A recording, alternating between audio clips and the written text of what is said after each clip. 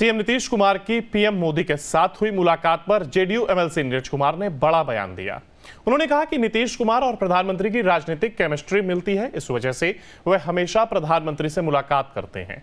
इस बार फिर से एनडीए की सरकार बननी तय है। तो वहीं विपक्ष की बैठक पर भी नीरज कुमार ने हमला बोला है।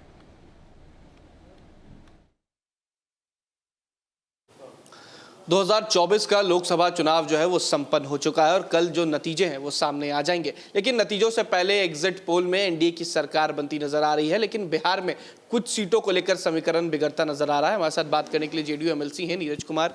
तस्वीरें सर कुछ इस बार अलग नजर आ रही हैं, 19 में 39, लेकिन इस बार करीब करीब 35 की तस्वीर नजर आ रही है। वो तो ईवीएम में कैद है। अब 39-40 होगा या 35 होगा, यह तो 24 घंटे में रिपोर्ट आ जाएगी।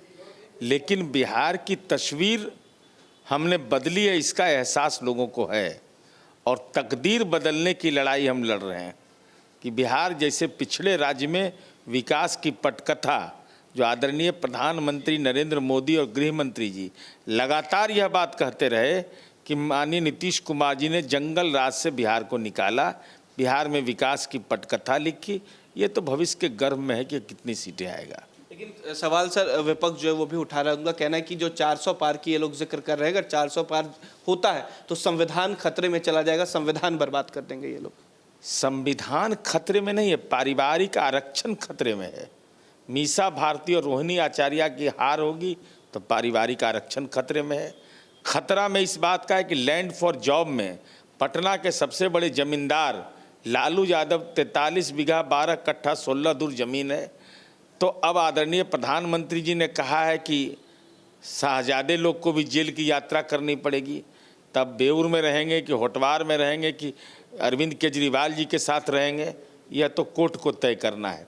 तो सारे भ्रष्टाचारी जो जेल की सलाखों के भीतर जा रहे हैं, इससे इनको संविधान खतरे में लगता है। अरे संविधान कौन बदल देगा? ये संविधान डॉक्टर भीमराव अंबेडकर और हमारे पुरखों ने बनाया है, जो लोकतंत्र की आवाज़ है। इसको नहीं बदला जा सकता है, लेकिन इसके आवरण के नाम पर भ्रष्टाचारियों को जेल जाने से कोई बचा नहीं सकता है। लोकसभा चुनाव जो है वो खत्म हो गया, उसके बाद नीतीश कुमार 2 दिवसीय दौरे पर दिल्ली गए, आज प्रधानमंत्री से मुलाकात कर रहे हैं, उसके बाद गृह मंत्री से भी मुलाकात है। किस तरीके से देखते हैं? देखिए, आदरणीय प्रधानमंत्री नरेंद्र मोदी और माननीय मुख्यमंत्री नीतीश कुमार जी की राजनीति की केमिस्ट्री मिलती है और एनडीए में जो वर्तमान में है, उसमें भारतीय जनता पार्टी के बाद सबसे बड़ा घटक दल जनता दल यू है। तो स्वाभाविक है, बिहार माननीय मुख्यमंत्री जी को तो कोई पारिवारिक काम नहीं रहता है, कोई भ्रष्टाचार के मामले की लीपापोती तो नहीं। वो तो जब भी जाएंगे तो राजनीतिक संदर्भ में जाएंगे और राजनीतिक संदर्भ होगा तो बिहार का विकास का भी महत्वपूर्ण एजेंडा होगा। लेकिन विपक्ष तो कह रहा है कि गए हैं अपनी चीज़ों को समेटने के लिए, स्थिति को बरकरार रखने के लिए, सीटें बचाने के लिए। मैंने सीट बचता है वहाँ आदरणीय प्रधानमंत्री जी से मिलने, फंस गए। हैकर्स वाला बात बोल रहे हैं क्या? तो जांच हो रहा है और उनको हैंग कर देगा कानून।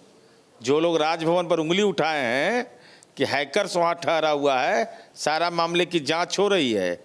और एक जयराम रमेश जी हैं, इतने सीनियर लीडर हैं, उन्होंने कह दिया कि 150 डिस्ट्रिक्ट मजिस्ट्रेट को फ़ोन किया गया तो चुनाव आयोग साक्ष्य मांगा है। विधवा विलाप मत करिए, 295 प्लस नहीं आएगा तब क्या होगा? राजनीति में इंडिया नाम का राजनीतिक कालिया आपका क्या होने वाला है? एक आखिरी सवाल है कि 1 जून को विपक्ष की बैठक हुई, तेजस्वी यादव भी नजर आए, राहुल गांधी भी, और सब मिलके ये कह रहे हैं कि इस बार इंडिया गठबंधन की सरकार बन रही है और जो एग्जिट पोल है वो गलत है। एग्जिट पोल गलत ठहराने का उनका दावा उनको करने का अधिकार है, लेकिन 295 प्लस कैसे एक ही साथ इंडिया घटक के तमाम दलों को स्वप्न में आ गया? उसका पैमाना क्या है, उसका पैरामीटर क्या है, यह भी बता दीजिए। और चुनाव जिस दिन चल रहा हो उस दिन बैठक करने का औचित्य मेरी समझ से केवल यही है कि एमपी को पकड़े रखो, भागे नहीं, पकड़ो पकड़ो पकड़ो, यही जिम्मेवारी दी गई होगी। बहुत शुक्रिया। ये थे हमारे साथ जेडीयू एमएलसी और मुख्य प्रवक्ता नीरज कुमार। साफ कहा कि 1 तारीख को विपक्ष की जो बैठक है उससे यही समझ में आता है कि वो अपने सांसदों को पकड़ रहे हैं। वहीं नीतीश कुमार और प्रधानमंत्री की मुलाकात को लेकर कहा कि दोनों की राजनीतिक केमिस्ट्री जो है वो मिलती है और सबसे बड़ा घटक दल अगर एनडीए में बीजेपी के बाद कोई है तो वो जेडीयू है। वीडियो जर्नलिस्ट सत्येंद्र कुमार के साथ उत्कर्ष, न्यूज़ नेशन, पटना।